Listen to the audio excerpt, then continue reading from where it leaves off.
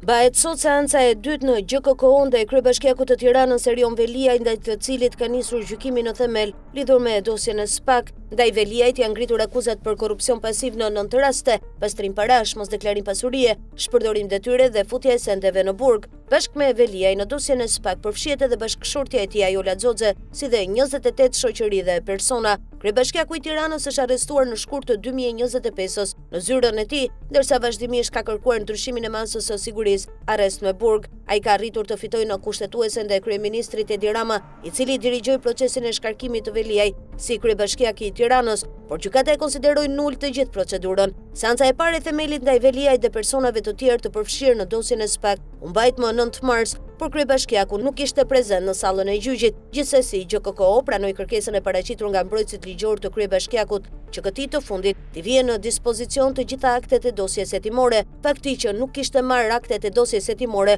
u përdor nga kryebashkiaku për të kundërshtuar kalimin e dosjes në fazën e gjykimit në themel. Pas vendimit të GKK, SPAK përmes agjentëve të Byros Kombëtar të Hetimit i dorëzoi 28.000 faqe nga 72 fashikujt e dosjes në funksion të së drejtës së tij për mbrojtje efektive. Gjykata e posaçme vendosi të kalojë për gjykim dosjen në ngarkim të Erion Veliajt, shortes Ajola Xoxe dhe 28 personave e shoqërive pjesë e së njëjtës dosje më 9 shkurt. Kryebashkiaku i Tiranës ndodhet në arrest prej 10 shkurti 2025, ndërsa SPAK dërgoi kërkesën për të kaluar dosjen për gjykim 5 muaj më parë.